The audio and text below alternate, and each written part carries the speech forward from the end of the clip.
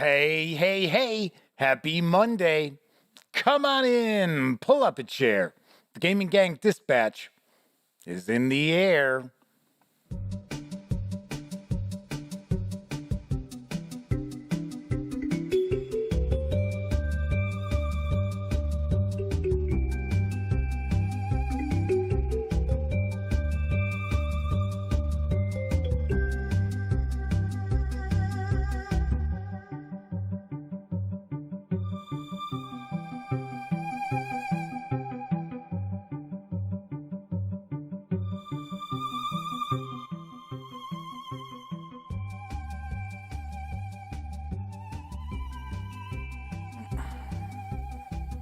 Howdy, howdy, howdy, gang, and welcome once again to the Duct Tape Studios. I'm Jeff McAleer, your host, here at the Gaming Gang Dispatch, brought to you by, incredibly enough, thegaminggang.com, of which I happen to be the founder and editor-in-chief. Tonight is January 2nd, 2023. Happy New Year, everybody. Whew, made it through another year. I promise. This year, I am only going to get 1 day older every day. That's it. Only 1 day older each and every day. This is live stream 868. If this is your first time joining me, let me point out, super casual around here, just hanging out, talking about the latest in tabletop gaming news. And we'll normally take a first look at a tabletop game. Every once in a while, I'll do a review. But for the most part, it's usually first looks. And tonight, we're looking at a game I have been very excited to check out. It is Charioteer, from our friends over at GMT Games. That's right, we are going to be diving on into this in just a bit. When I say just a bit, we do tackle the tabletop gaming news around here first. So it'll probably be 40 minutes before we jump on into Charioteer if you're watching live. So if you are hanging out watching live because you want to check out Charioteer, put your feet up, relax, enjoy yourself. Hopefully you got a nice beverage to enjoy while you're just kicking back. Be good to yourself. The holiday season's over, and for a lot of people it's very stressful. So now you can kind of decompress.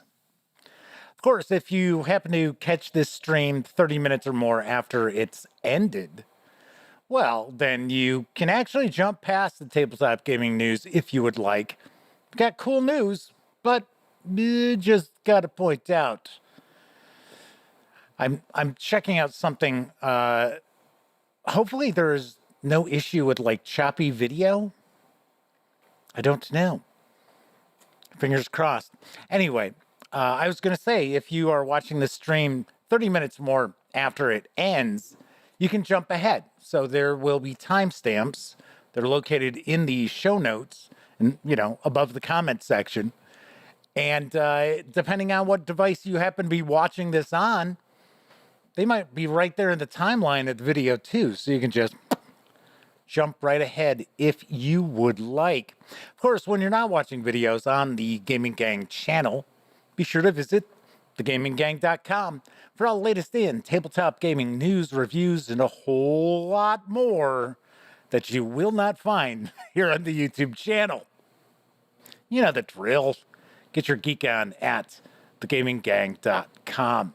Lastly, this is the live stream, so that means there is chat available.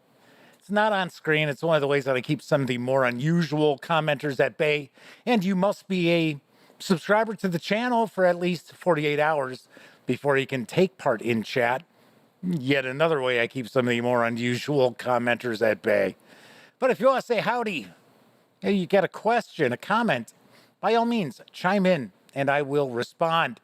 So that's what I was talking about as far as I'm taking a look at something. Hopefully there's no choppiness in the video because the madman one of our chat moderators.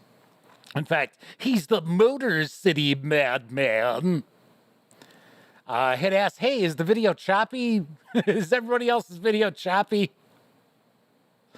So I think it is just the madman's internet connection. So in chat, we currently have Mr. Eddie T, another of our chat moderators, the aforementioned the Madman. Kathy Evans is with us. Dan Wheeler has joined us. Our friend Chen from Taiwan. We also have Wancho Dumago, a game designer extraordinaire. And let's see who else. Flaming Huron, our third chat moderator. I'm sure our fourth. New year, same mouth.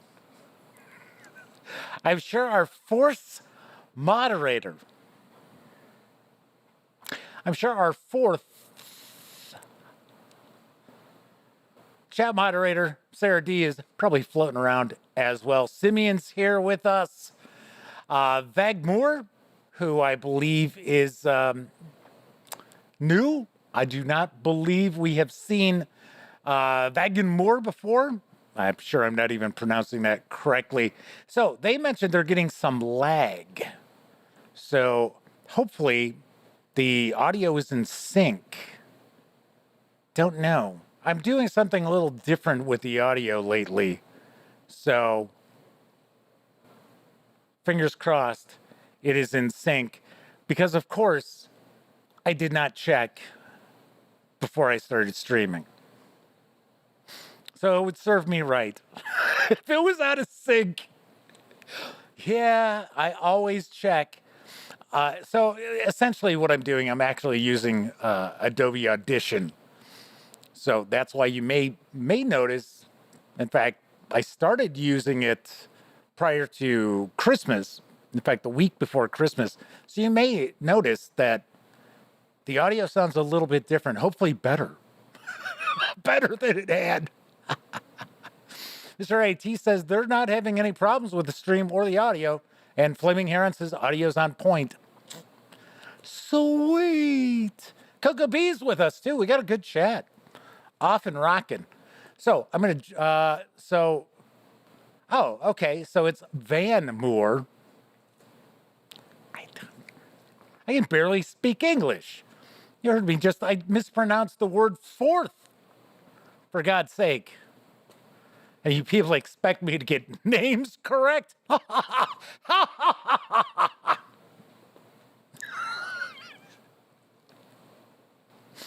So we're going to jump on into the news, and then we're going to talk about some new shows, new series that I'm rolling out too. Two of them are already out there.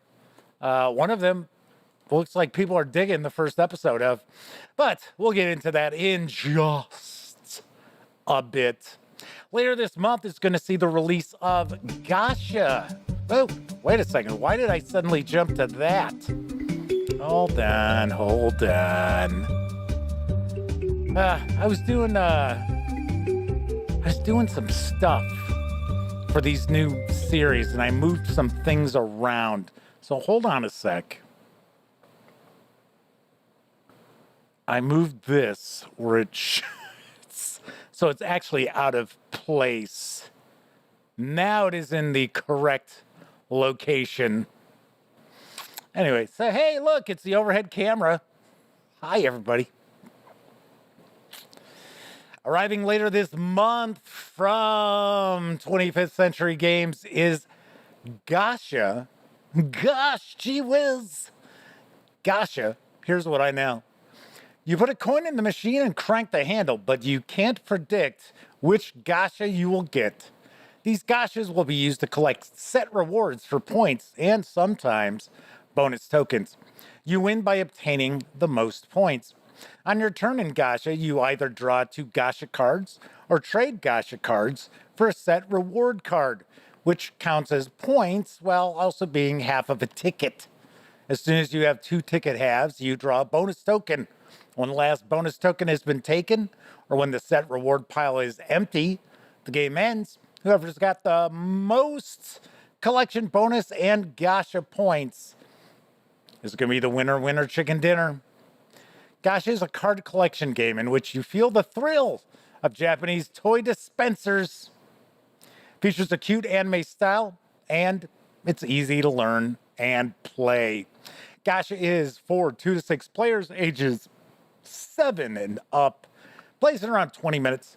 It's going to carry an MSRP of $19.99 when it arrives in stores on January 25th.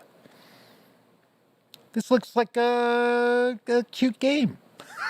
I'm like, huh. See, and Flaming Huron says gacha. I see not gotcha. That's what I thought too. I thought they're called gotchas. Maybe not. I don't know. We don't have those machines here in the United States. There are some I have heard. Now I don't know for a fact, but I've heard there's just crazy amounts of vending machines in Japan with all kinds of stuff. It's like if you're ever in an airport, strolling around in an airport, you'll always notice that, I don't know, there's about maybe 10 years ago, these started popping up. But you would have these vending machines where you could buy iPods. It was like iPhones. You're like, huh, okay. Well, so Coco B says they're getting some lag. I don't know.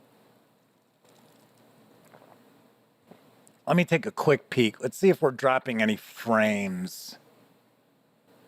No, not showing any drop frames, and our bit rate's looking good. And then, of course, I say that and power is going to go out and stream will end. I'll sit here for 15, 20 minutes in the dark, just hoping that the electricity comes back on. I know some folks who lost their power for Christmas. That was probably not very cool. Moving on to our next news piece, now available here in the US and in Canada, is The Charge of the Three Kings from NAC Wargames, because they now have a North American store. I've got the skinny on the game. The Charge of the Three Kings 1212 is the Battle of Las Navas de Tolosa, an epic clash between Christian and Muslim armies with a dynamic impulse-based game system that will delight even the most demanding strategists. In 1212, Alfonso VIII decided that it was time to take revenge for his defeat at Alarcos a few years earlier at the hands of the Almohads. They had come to the peninsula from the Maghreb, imposing their rule and strict religious norms on the Andalusians, with plans to expand Islam into the Christian-held territories. At that time, the peninsula was divided into Christian kingdoms, 5 to be exact, but the same religion did not stop them from fighting among themselves, and by no means were they unified, nor did they have the same interests. Alonso VIII of Castile requested the bull of the crusade for his fight against the Almohads, which meant if he could not get the other Christian kingdoms to participate, he could at least make sure he would not be attacked from behind as he advanced south. The Pope grants this endeavor the status of a crusade, which results in knights and kings from other kingdoms and places in Europe joining Alfonso's campaign, in addition to his neighbors on the peninsula. Each player has 5 formations and a deck of tactical cards and a deck of strategic cards. During his turn, the player will receive tactical and strategic cards and will activate 3 of his formations, each in a different impulse and alternating with his opponent. In each impulse, he can play a tactical card, even if the opponent's impulse, if the card is a reaction card. Additionally, during any moment of the turn, the player can play a strategic card. The game allows for a high level of replayability thanks to the fact that the decks of cards and their distribution, with common cards and specific cards of each faction, achieve very diverse possible combinations. In addition, the historical deployment is facilitated, but with zones, where the different formations are deployed freely by the player and in secret, so that within the delimited zones, there is a diversity of placement. Free placement is also allowed, which comes to permute the formations of place. In other words, fun is assured. The Charge of the Three Kings is for 2 players, ages 14 and up, plays in around 2 to 4 hours, and carries an MSRP of $64.99.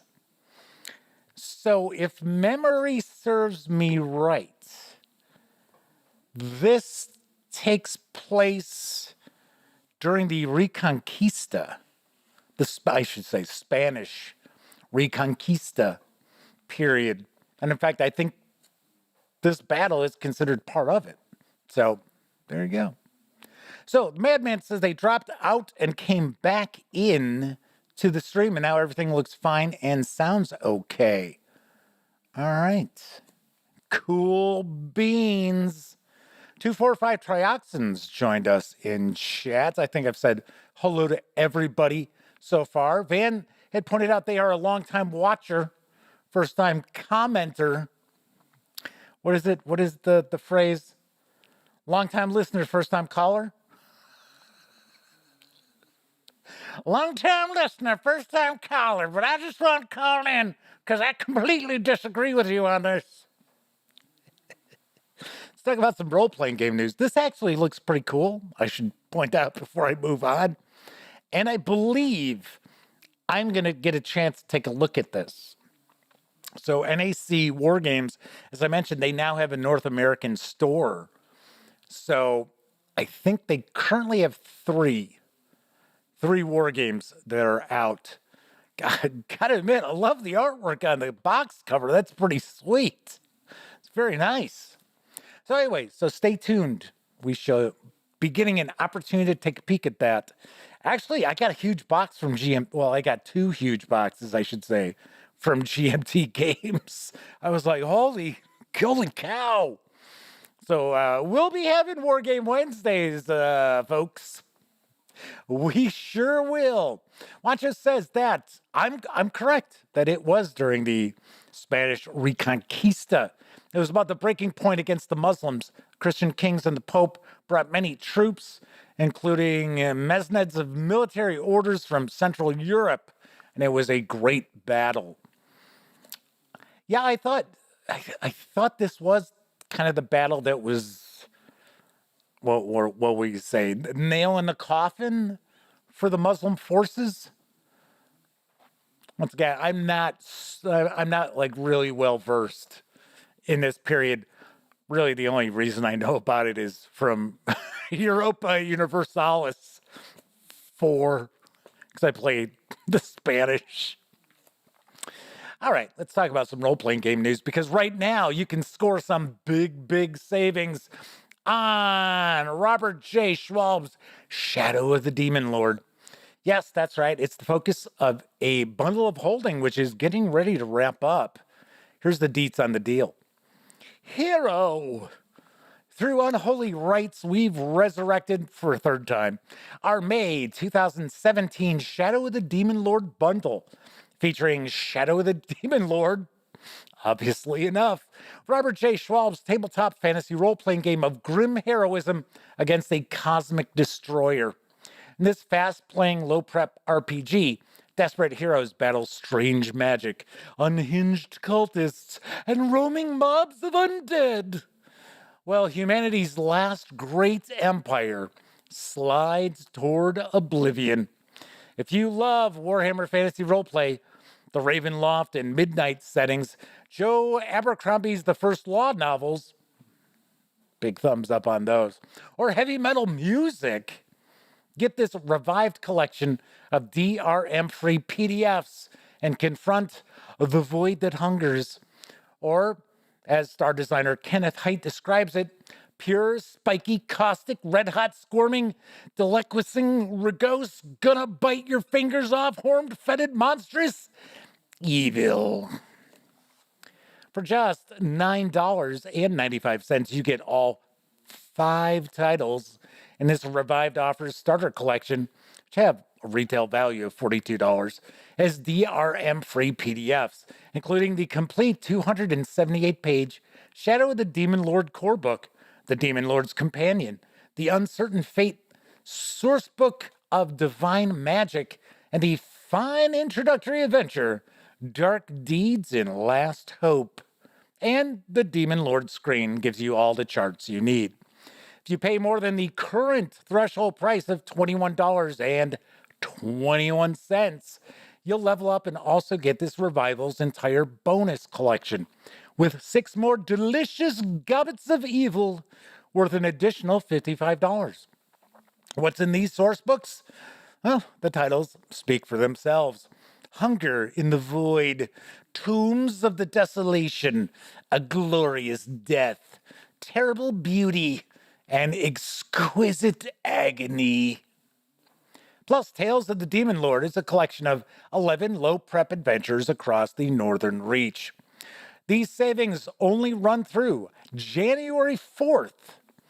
10% of your payment, after gateway fees, will be donated to the Diana Jones Award Emerging Designer Program. Yes. There are a bunch of bundles of holding going on right now. Sadly, there are a few from companies that I do not talk about. So, sorry. But I've always heard good things about Shadow of the Demon Lord. I've never taken a peek. Once again, this is another bundle that I should probably just pick it up. Because I've heard that this is sort of the 5e that should have been. Rules wise, that setting wise. I think the one thing that's kind of held me back on taking a peek at this and even reaching out to like Schwalb Entertainment is I've always had the impression that this is like grim dark. And I'm just not that big a fan. I'm never a huge fan of role-playing games where it's like, oh, the world is going to end. No matter what the characters do, the world is ending. Everyone's doomed. So I guess I'm a little too much of an optimist. But then again, maybe I'm wrong. Maybe I'm wrong about this setting. Maybe this is just, a fighting against all odds sort of role-playing game. So Flaming Heron points out there are some good bundles still up on Humble as well. Yes, they had to laugh when they saw the Wassen bundle. Yes, I'll have more bundle news this week. Yes. Flaming Heron says, we're doomed. I wonder if anybody out there is going to catch that reference. We're doomed. We'll see. We'll see. Going back to when I was a kid, Quantum Phase Dragon is joining us in chat, making it from the Rainy Bay area. I would assume the San Francisco Bay. In fact, I heard Quantum Phase Dragon is just sitting on the dock over by their bay. Moving right along, there is a mighty interesting and fun looking 5e setting, which is nearing the end of its very successful Kickstarter run. Here's a scoop on the tasty lands of Silverplate from Realm Storytellers. Welcome to the brutal, glamorous, and scrumptious lands of Silverplate. From the Sunday Mountains all the way to the Mushroom Forests, the plate is filled with food folk, edible creatures who've been burned, filleted, poached, and boiled, but managed to survive through it all. Will you join them in the throes of turning points in the history of Silverplate? Silverplate is the food folk setting for 5e. All the realm is made of various food people and animals, as well as a range of ingredients. In this setting, you'll get to play as the food or drink of your choice as you face the challenges this appetizing but also brutal realm throws at you.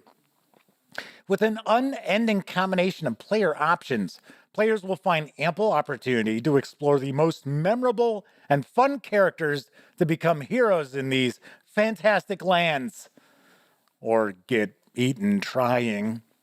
Whether you're a coffee cleric rejuvenating your party, a corn ranger sneaking through a thick forest of sugar beets, or a donut barbarian hunting a fearsome fried chicken dragon, this game is teeming with new experiences for anyone with a taste for adventure.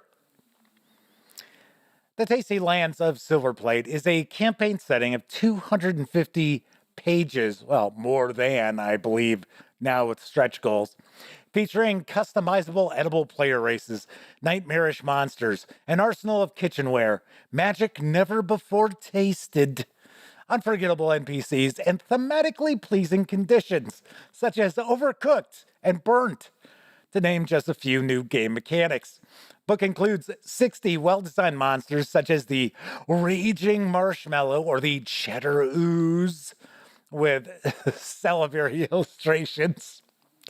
10 indelible NPCs, such as the Pistachio Princess, the Lady of the Tea, and Donan the Barbarian.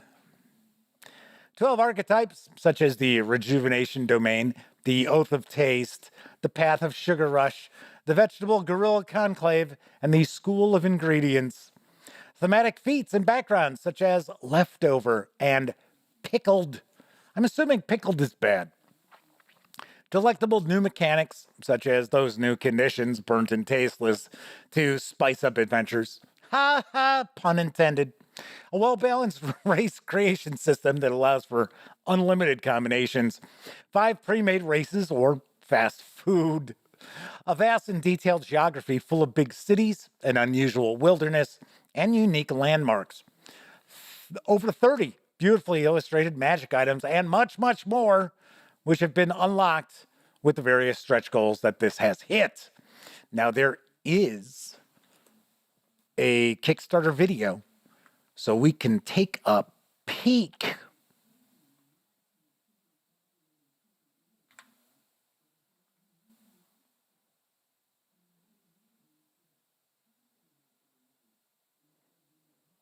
Oh, I suppose you're probably waiting for some audio, some sound. Well, unfortunately, when I went and uploaded this video on YouTube, as I tend to do, flagged me for copyright. So, sorry, gang, no music. And there is no voiceover for this. So, it is just music and text and the various different images. So, while this is playing, let's see what's going on in chat here.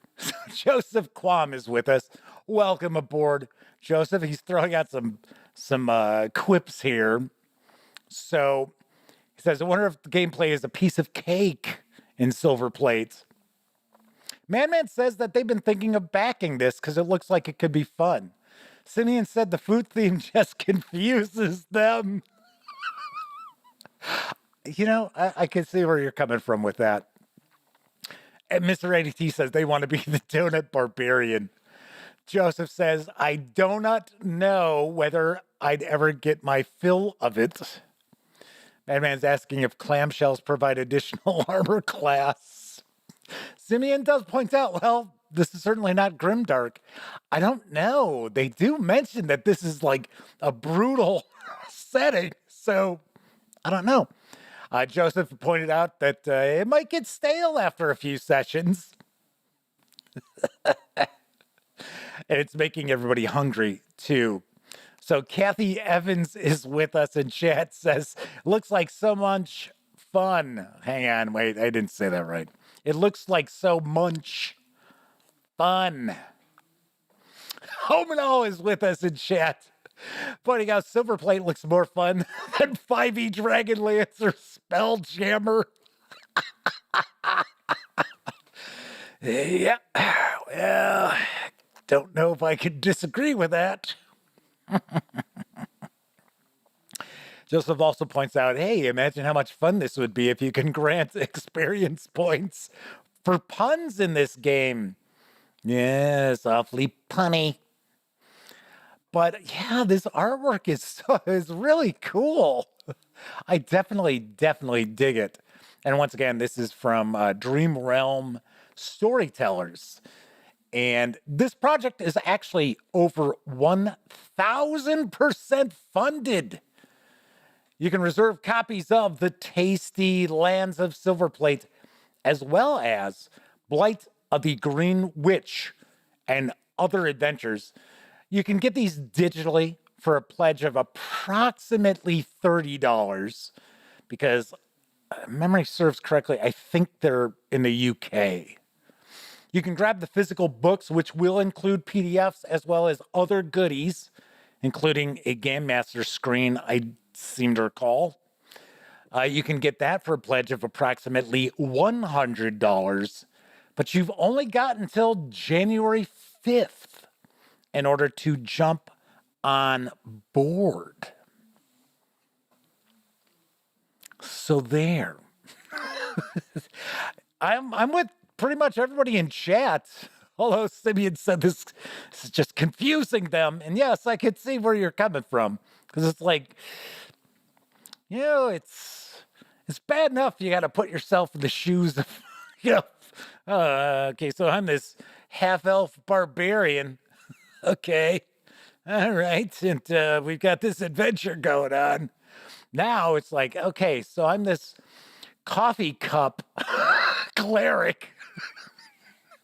I have a little hard time putting myself in that coffee cup's boots.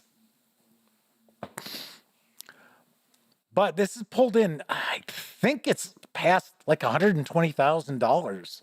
And the original, I think the goal was like 10,000. But once again, this looks like this is probably a blast. Oh, when I was curious if cannibalism is acceptable, that is something too, because remember, let's go back real quick. It says that it is a brutal, glamorous, and scrumptious land. But they do mention it is brutal. So it's anything's possible. Final news piece. Everyday Heroes has a new cinematic adventure that has released. It is Escape from New York, which of course is based on the classic John Carpenter film. Here's the latest from Evil Genius Games. Travel through the dystopian landscape of Escape from New York and stop a nuclear bomb from detonating and destroying the city. In 1988, the crime rate in the United States rose by more than 400%. New York City, the site of a massive nerve gas attack by the Soviet Union, is transformed into a maximum security prison, big enough to incarcerate every criminal in the country. Sealed off from the world by a 50-foot containment wall, it is a society in and of itself. Once you go in, you never come back. As a final security measure, a nuclear bomb has been installed in the head of the Statue of Liberty to destroy the criminals in an emergency. Its existence a closely guarded secret. Unfortunately, the revolutionary NLFA, they're ex-football players maybe, have obtained the president's nuclear arming device and are threatening to detonate the bomb unless their demands are met. Your mission is to recover the arming device and codes before all of New York is reduced to radioactive rubble. Will you avoid the dangerous criminals, navigate the deadly pitfalls of the city, and rescue New York in time? Highlights of the Escape from New York cinematic adventure include a wealth of lore about the world of the film, new hero building options, tools and guidance for game masters, 5e compatible ritual magic rules. Ritual magic? I don't seem to recall magic in Escape from New York. There's a new class, Street Warrior, a new background, born in the slums, in the ghetto. New profession, U.S. Police. This is a tabletop role-playing game cinematic adventure that's 5e compatible, officially licensed, and set in the world of Escape from New York. You do need the Everyday Heroes core rulebook to understand and play the contents of this book. You can score the 124-page softcover with PDF for $29.99, or grab just the PDF alone for $19.99, both through Drive-Thru RPG. Yes, Duke of New York, a number one. Thank goodness the Duke of New York was not actually killed by President Donald Pleasance and eventually moved out to South Park, Colorado, and became a chef in a grammar school. So he redeemed himself. I guess, redemption stories are possible in the prison city of New York. Watch it says magic, maybe plastic surgeons, but those were from LA. Yes, Escape from LA. I only saw that once, and I don't recall it being very good. In fact, I know I had some friends who were like, when Kurt Russell started surfing that tidal wave, they're like, give me a break.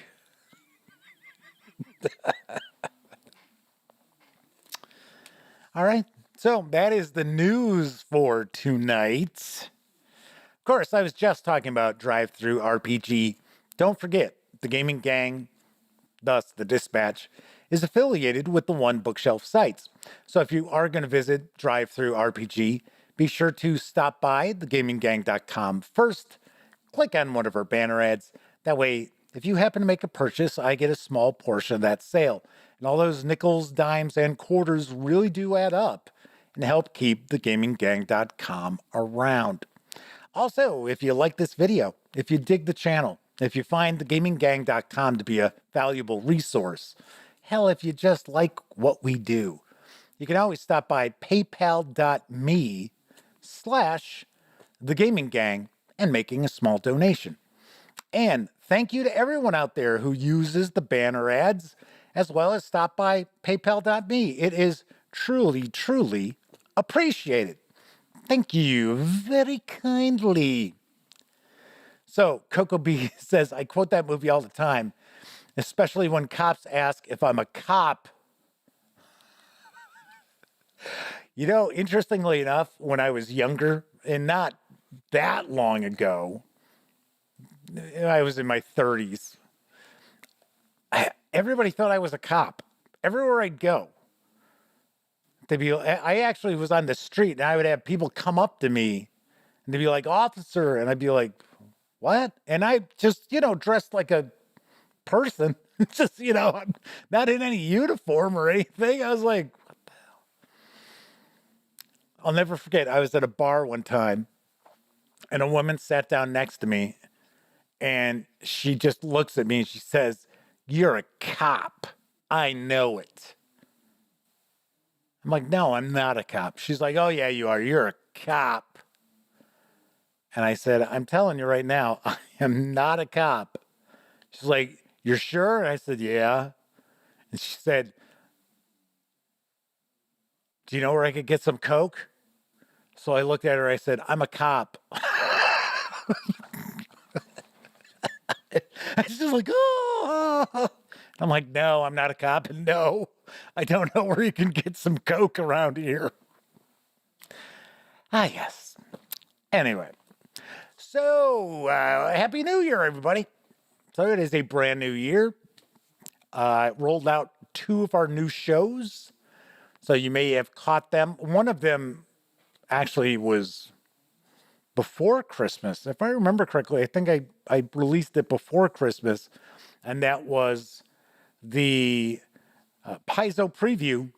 So I took a look at the physical releases from Paizo Inc. for Pathfinder and Starfinder this month. So, or I should say this past month. And then yesterday I rolled out the first episode of my new series, Why You Should Play XYZ Game. So yesterday's video was Why You Should Play RuneQuest from Chaosium Inc. And just they're not super deep dives or anything like that. It's just talking about what I think makes these games exceptional, why I think people will enjoy playing them and have a good time at their game table. So there you go. Madman says they often get asked if they're a veteran because of how he stands and aware of everything going on around him. Never knew if it was that noticeable. So Mr. ADT asked if the Madman is a veteran, and yes, he is. I knew that as well. So, yeah, as far as Coco Beasting, I quote that movie all the time. It's like, Snake Plissken, I thought you were dead. Yeah, and then Kurt Russell is always talking like this. In it. I'm trying to remember. Escape, yes.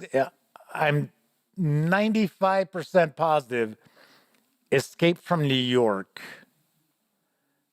ended up coming out before The Thing. I'm pretty positive, because if I remember correctly, I think Escape from New York came out the summer before. So in chat. Oh, okay. So wait. So Mr. AT says the stream stopped for them. The Madman says the stream has stopped for them. Flaming Heron says no, theirs is still going. Mr. AT says it's been loading for about 40 seconds now. Omanal says it's frozen. And I am taking a peek. And it's showing for the entire show, we've only dropped 40 frames, which is 0%. So you got to keep in mind, everybody, sometimes YouTube has problems with their streams. So it's not always the streamer. A lot of times it's YouTube. So keep that in mind. Anyway, so 2 new shows, 2 new series, I guess I should say, have rolled out. I've got 2 more that are coming. One is the classic Cthulhu Case Files, where I'm going to discuss some, original Call of Cthulhu adventures and how you can utilize them at your game table for a more modern mindset, as well as Dungeons & Dragons TSR Treasures, where I'll be doing the same with D&D modules and AD&D modules. Thing is, I don't actually own any of those modules, so I'm going to have to do PDFs. Not too thrilled about that. But it is what it is. Because I can't be shelling out like $30 for a beat-up old copy of, In Search of the Unknown or whatever.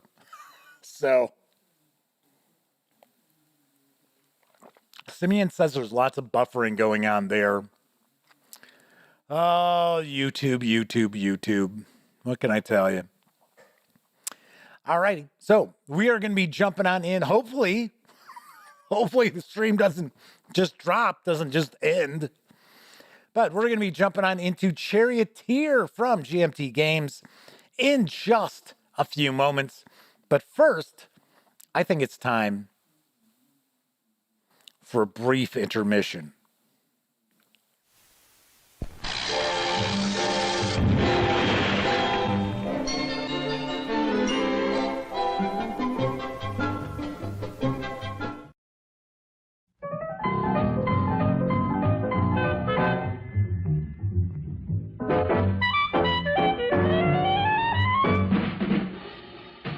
Like you crave that corn when it's freshly bobbed, you gotta beat it to the box with the butter on the top. Get with it, man. Start strolling down to the sweets that you're rolling, the best in town. Our candy's real gone, if I'm understood. To all you squares, that means the confection is positively delicious. Cork that stuff. Give me 5. Let me send you into this nutty jive.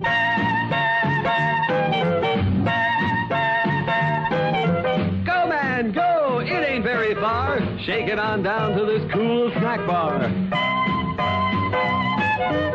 Come on, Jill, give us a treat. A friendly pepper-upper with a tasty beat.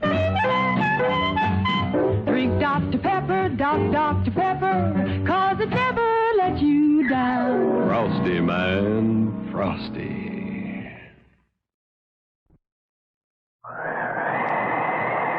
Hi, I'm Chili Dilly, the personality pickle. Packed in a jar for the freshest flavor. Served cold in a sack for you to savor. So dainty to eat, no muss, no fuss. An ideal snack for all of us. Crisp, tender, and tasty with a bit of spice. Buy one now. Taste how nice. Snack bar clerks will knock themselves silly, speeding your order for a real Chili Dilly. You getting on the Wilkins coffee bandwagon? Never. No! You either go with Wilkins or you just don't go. New for the fall season at Six Flags Over Texas is the Jet Set, the only one to be found in the United States. This ride, designed in Switzerland, is comprised of a dozen airplanes which respond to controls similar to real aircraft. Guests fly the planes, which are powered by electro-hydraulic systems. The Jet Set planes ride on vertical steel girders and climb, dive, bank, and spin at the whim of the pilots. The Jet Set is located on a new 2-acre area in the modern USA section of the Family Entertainment Center. Six Flags just entertained its 10 millionth guest and will operate only on weekends after Labor Day until October 29th. The 6-year-old park is located midway between Dallas and Fort Worth on the Turnpike. Due to its initial response from visitors, the new and unusual Jet Set will be a very popular ride during the upcoming fall season.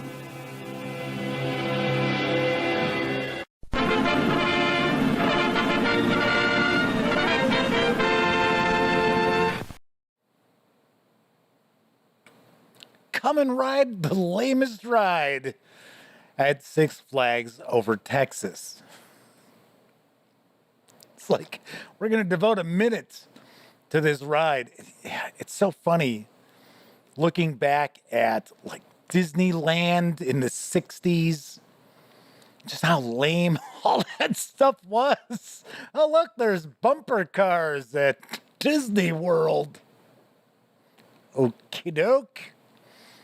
I remember when they had the race cars at Disney World, and it was, it's just on a track. You couldn't do anything. Just sat there and, just let it go around the track. It was like, oh, okay. Pretty exciting. So Flaming Aaron says, Bumpkins becomes roadkill. All right. So without further ado, we are going to be taking a peek at Charioteer from our friends over at GMT. I'm telling you, I should have just created like completely new scenes for these shows, but I didn't. I gotta try to use stuff that I had. So we're going to be taking a look at Charioteer from GMT Games, designed by Matt Calkins, with artwork and graphic design provided by Donald Haggerty and Kurt Miller. Game is for 2 to 6 players, ages 14 and up. Plays in around 1 to 2 hours. Does carry an MSRP of $85. It is available now. And here it is. Race for glory in ancient Rome. Let's take a look at the back. The ground trembles under 1,000 angry hoofbeats. Whips crack and chariots collide as racers drive their horses forward in panic. You are a charioteer in the Circus Maximus, the greatest raceway in the ancient world.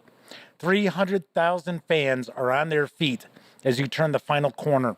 Their shouts become a roar as you surge for the finish line. Another 100 yards will make you a hero. Charioteer is a strategic racing game that plays in 1 hour. And then here it says 1 to 2 hours. So who am I supposed to believe? Which part of the box back is lying to me? Yeah. Each player drives a chariot in the Circus Maximus of ancient Rome. The game is full of quick action and simultaneous moves. Each racer begins the game with different abilities. They improve their skills as the race progresses, leading to big bonuses in their favorite types of moves at the end. Some racers will specialize in attacking, while others will concentrate on recovery or trust in well-timed shields to defend them down the stretch. Charioteer is easy to learn but difficult to master. I always hate when game designers use that phrase. It's just so overused. It can be played by kids and adults. Despite its accessibility, it is a game of skill. Charioteer is a new game from Sekigahara author Matt Calkins. Let's jump on in. So you've heard me, possibly, if you follow the Gaming Gang, if you watch the live streams fairly regularly, you've probably heard me discuss Circus Maximus and how we played that back when I was in high school and how I picked it up a few years ago. And in fact, it was new and shrink. I had picked up and it was like, wow, I've been looking back on this game with some serious rose-colored glasses of nostalgia. It just wasn't anywhere near as good as I remembered it being as a teenager in high school.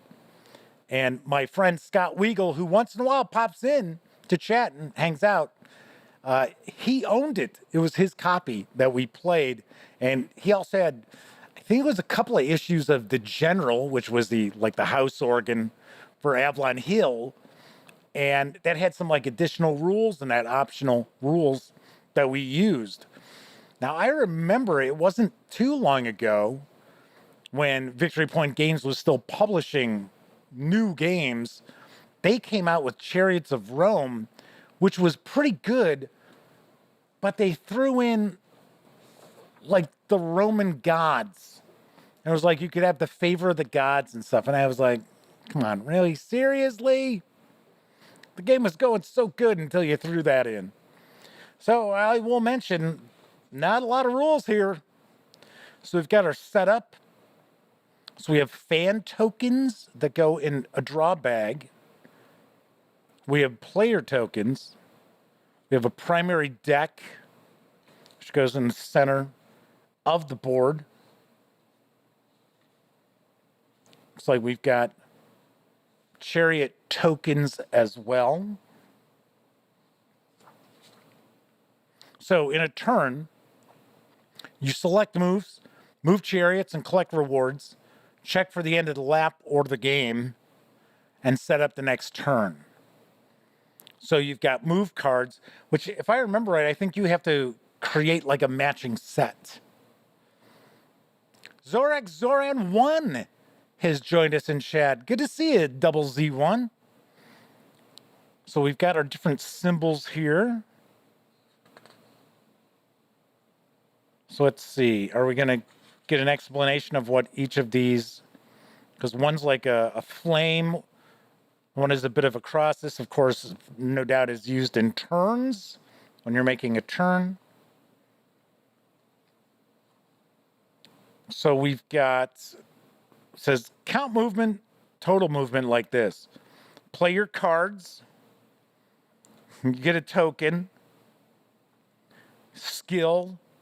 Guess you get a little cylinder to use your skill probably each turn. Minus damage. Okay. Increasing skill level. Now, you see that's what kind of sounds odd to me, is that your skill increases as the race is going on. Oh, here we go. Okay, green is sprint. Red is an attack. Yellow is recovery. And black is for cornering, like I thought. Looks like we may have some dice or a die that we roll that has those symbols as well.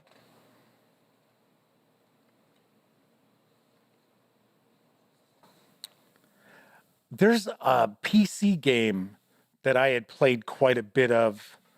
I want to say it's called Quadriga, off the top of my head. And graphically, it is nothing exciting to look at, but it was a blast. And it was like a campaign game where you kind of start off and you've got your chariot team, and you usually have a couple of chariots. You've got a few, drivers in that.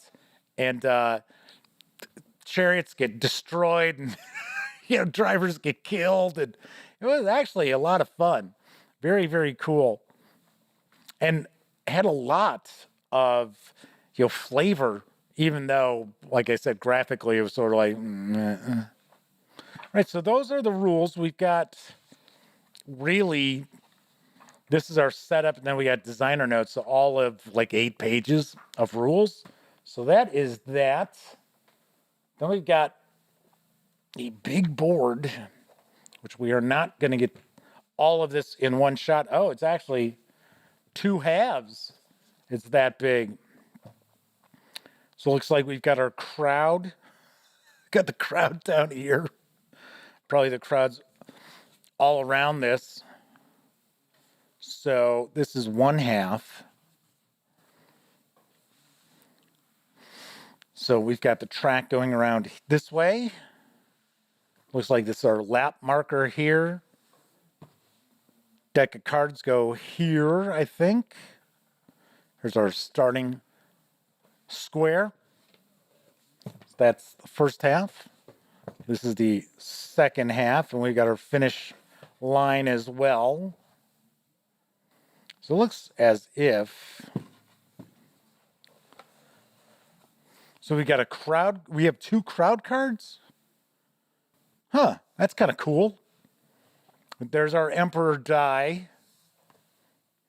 I'm going to take a guess that the Emperor die might provide a bonus to move that sort of move that turn. So there we go. So nice size board there. Okay, so I'm going to show you. This is full of stuff. So we've got our cards. We might have a couple of decks in here because we have a crowd deck. We know that. Here are our player boards. So let's look at the player boards. So here we get a bit of, it's kind of a player aid right here, talking about the different icons, what they mean. We got skills, bonuses, damage, attack boxes. Give you a closer look at this. Seeing that the autofocus is on and hopefully working. So, chat has gotten very quiet. Hopefully the stream hasn't dropped. And I'm just like, yeah, just continuing to carry on here. It would not be a shocker. It would, it's a live show. Weird things happen. Flaming Heart says they're still here. Sweet, thank you. Double Z1 says, yeah, they're here. Because that has happened before. Thankfully, it doesn't happen too often. Okay, so we got blue, we've got gray, we've got green, we have yellow, we have kind of a fuchsia, and blue. And of course, I'm sure that's going to correspond with our chariot token. So we've got a draw bag.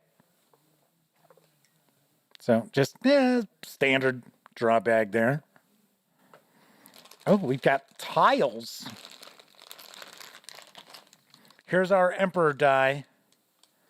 So it looks like we have the 4 symbols from your cards, as well as an X, and then this looks like it's all the symbols.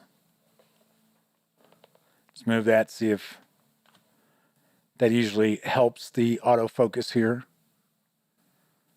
Hey, it's Panasonic. What can I tell you? Daniel Silverthorne is with us. Welcome aboard. Says, glad to see that we're covering this game. Hey, I'm glad to see GMT sent it along. So I'm very excited because we were talking about this Actually, I've discussed this a couple of times on the show. I know I did a news piece. So we've got some stickers. So turn marker stickers. We've got a skill deck. And then we've got a bunch of different tiles in that. Looks like we've got...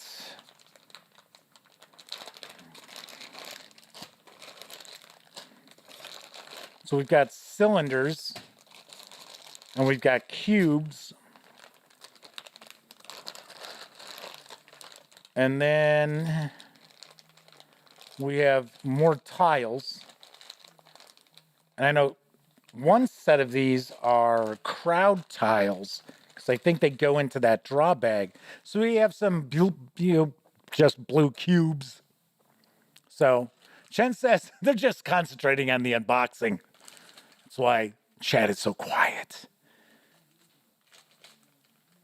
All right, so we've got those. Then we got these cylinders. Looks like we've got 4 colors, which correspond with the colors of the moves, right? So we've got sprint, attack, I think wasn't it recovery? And then corners. So we've got that. Then we've got these markers that looks like we've got all of the different moves. And on one side, it's +5. And then on the back, it looks like they show -3. And then some are blank. So let's see. Nope, I take that back. So we've got we only have one side on these.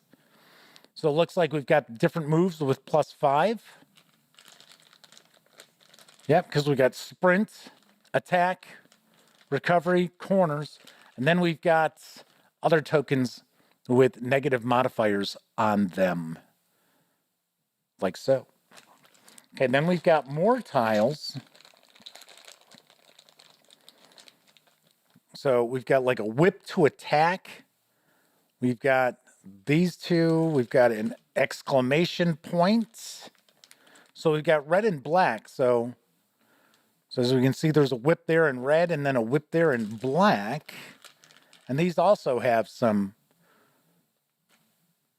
positive modifiers on them.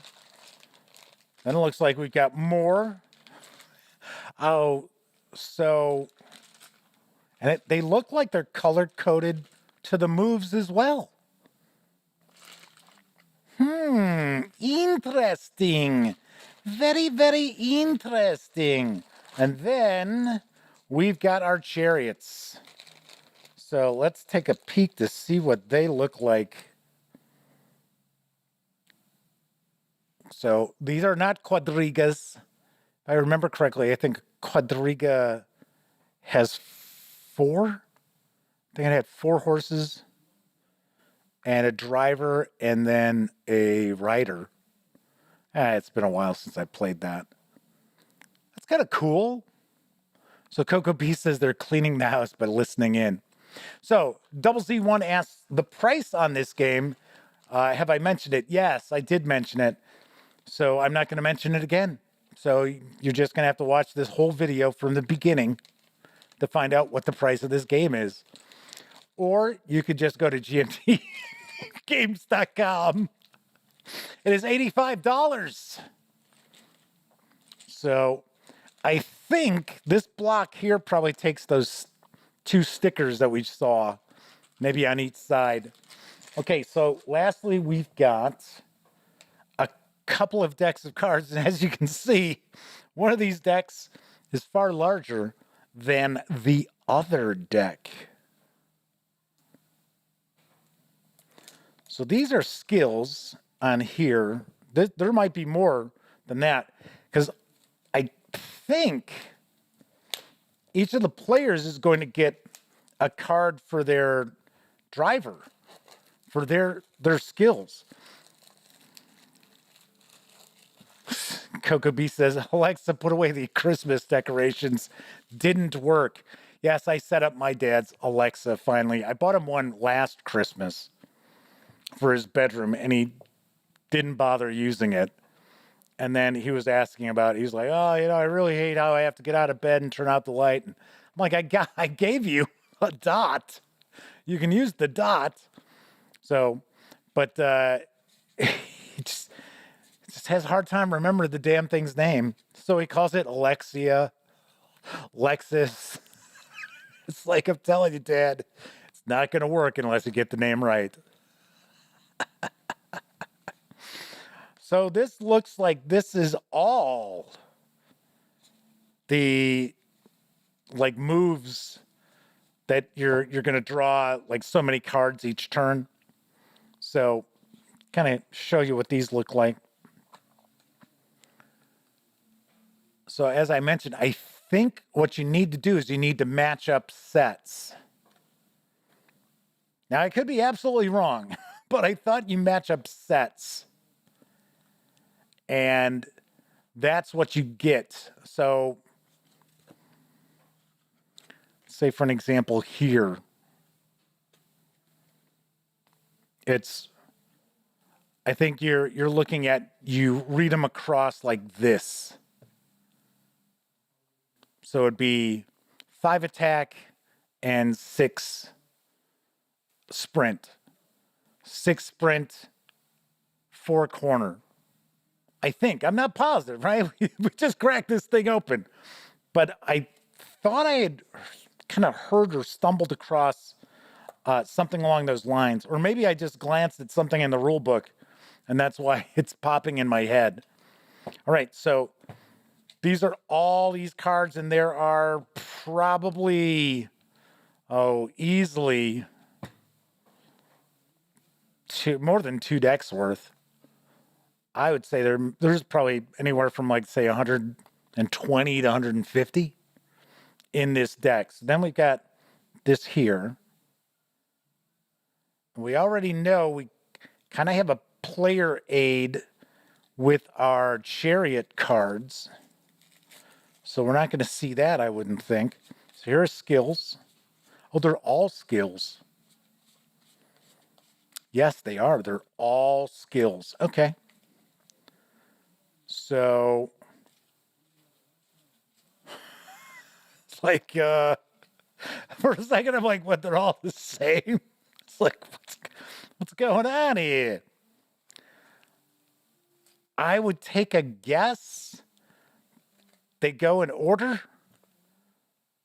So this driver probably has attack is their main skill, recovery is their next, corner, and then sprint. But maybe you get more cards. Maybe that's how you start building up your skills, right? Because in the rules, it says, your skills improve as the race continues. I am very intrigued. For one, it's a chariot racing game, and I've got a soft spot for that. So, and I think it all just comes down to the fun we had in high school playing Circus Maximus, even though, a more modern look at it nowadays, it's not so exciting. All right, so we've got all those cards there. As Russell Higgins has popped in. Good to see you, Russell. We've got the skills. We've got the Charioteer cards. We've got the Emperor die. We've got our 6 chariot cards, driver cards, whatever you want to consider them. We have our draw bag. The cylinders, which represent, I believe, skills. So I think we get to spend these each turn. I think each player gets to spend those. We've got all of these different tiles, which some go into the draw bag. I don't think all of them, maybe all of them do go into the draw bag. That's a possibility. We've got blue cubes, which I think represent damage. I might be wrong. I think that's how you track your damage, though. And then we've got our chariot tokens,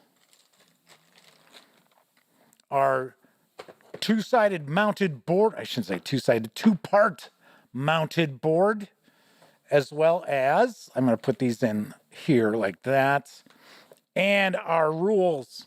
And that is everything from Charioteer, when we take it all outside the box. And of course, I will have a review of Charioteer in the very near future. Hopefully, I am going to be gaming with my best friend, Elliot Miller, and his son. I think, hopefully, it's going to be this weekend, maybe next weekend, and I will be bringing this and another game that we're going to be taking a look at on Wednesday.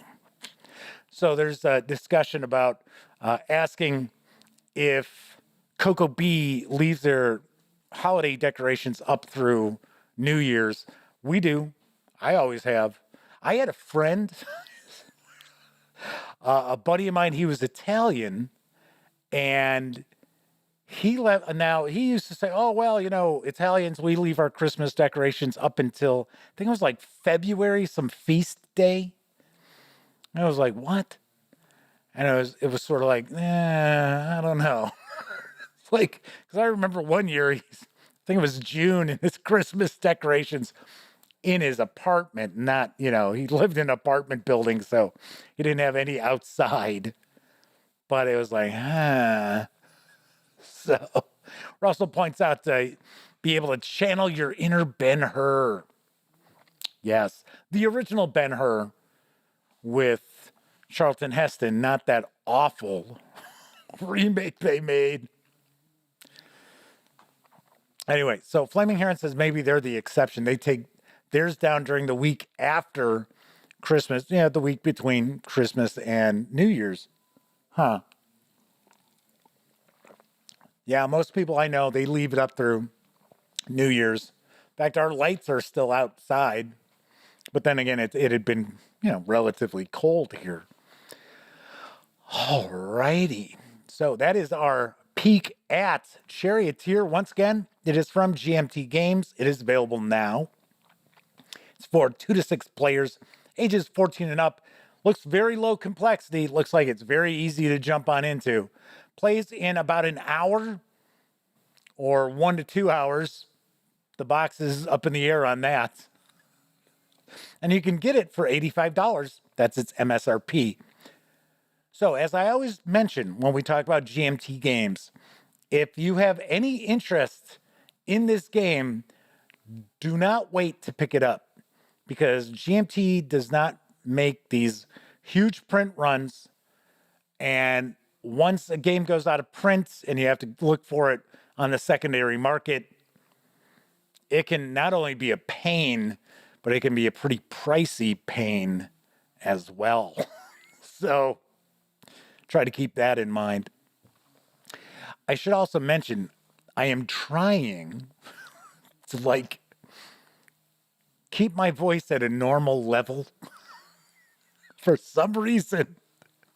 And I've been recording these shows for a few years. For some reason, it's my voice just, when the show starts, when I start shooting a video, it's like my voice gets louder. So I'm trying to see if I can, just speak at a normal tone. So what's going on the rest of this week? Tomorrow, we are going to take a peek at Crescendo of Violence, which is a neo-noir role-playing game from Osprey Games. For some reason, I want to say, I think this is from Alan Barr. Yes, it is. So you may know that name. Off the top of my head, isn't Alan does the Tiny D6 line of games? I think. So that is on tomorrow's show. And then Wednesday, we're going to have a War Game Wednesday. It's funny. I talked about how I was going to, be skewing heavier towards role-playing games. And then a bunch of board games show up. But this is one that I am very excited about. I know there are some folks out there who are excited about it as well, because it is Twilight Struggle, Red Sea, Conflict in the Horn of Africa, I believe is the title. Yes, it is. That's exactly it. Twilight Struggle, Red Sea, Conflict in the Horn of Africa.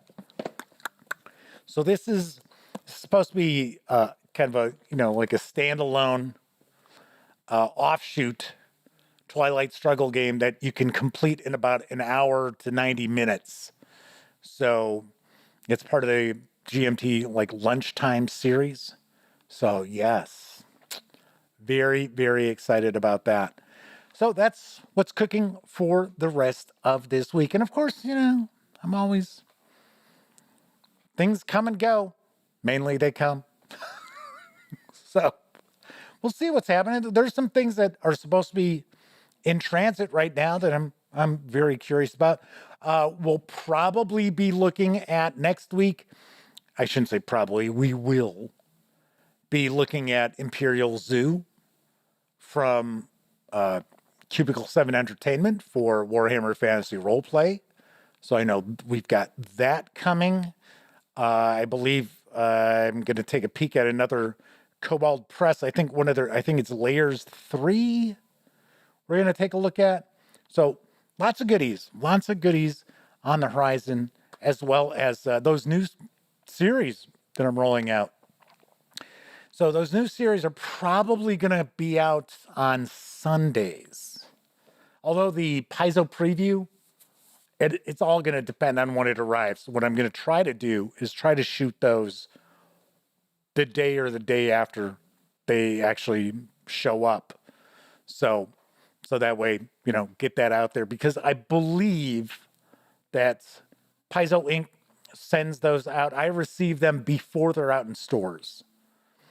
And I think that's how subscribers actually get their Pathfinder and Starfinder goodies, is that they actually get them before they go on sale retail. So that's it. Yes, so first show of the new year. Glad everybody made it. Looks like we had a pretty good chat too. So excellent. Very, very nice. If you like this video, by all means, please give it a quick thumbs up. Subscribe to the Gaming Gang channel if you haven't already. And if you do subscribe, don't forget, ding that bell. It'll not only let you know when the Dispatch streams live, Monday, Tuesday, and Wednesday evenings at 7 p.m. Central. I swear, I almost said 8 p.m. Central. I was like, 7 p.m. Central. It's like, it's always been 7 p.m. Central. Why would I start to say 8?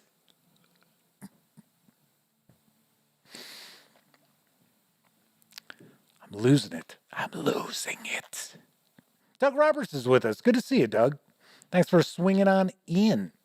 Anyway, it'll not only inform you when the Dispatch streams live at 7 p.m. Central, right here on YouTube, it'll also inform you when I upload other videos, such as my review videos or my 4 new monthly series as well. Of course, when you're not watching videos on the Gaming Gang channel, be sure to visit thegaminggang.com for all latest in tabletop gaming news, reviews, and a whole lot more that you won't find here on the YouTube channel. Thank you very much, everybody who is watching live. It's nice to be back. But it was also nice to have a week off. So, although I did shoot a couple of videos during that week, so actually, I've released a couple of videos. I have 2 more that I shot that are not out yet. But it was, kind of nice to kind of kick back and relax. But I also like being back. So that is cool as well. So if you're watching live, thank you very much. If you were watching live and took part in chat, well, those are bonus points right there. That's going to put you in the bonus round.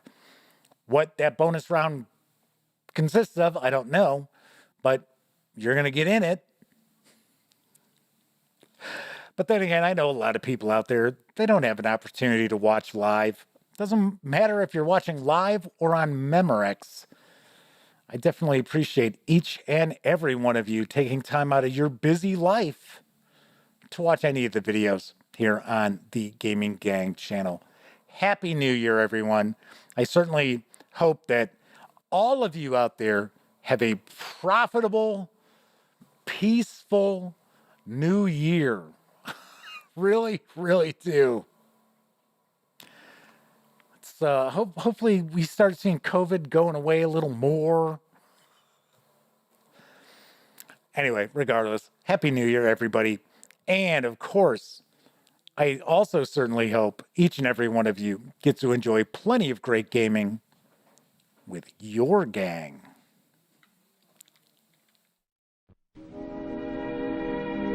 And now, folks, it's time to say goodnight. We sincerely appreciate your patronage and hope we've succeeded in bringing you an enjoyable evening of entertainment. Please drive home carefully and come back again soon.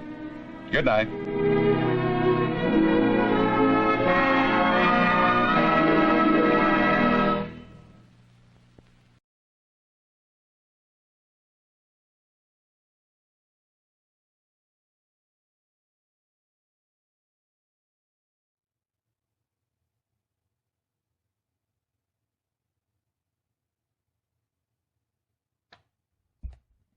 Oh, hey, you're still here. That's okay. You don't have to leave just yet.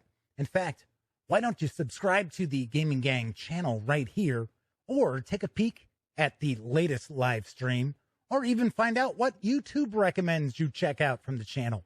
And of course, I'm Jeff McAleer. Thanks again for watching.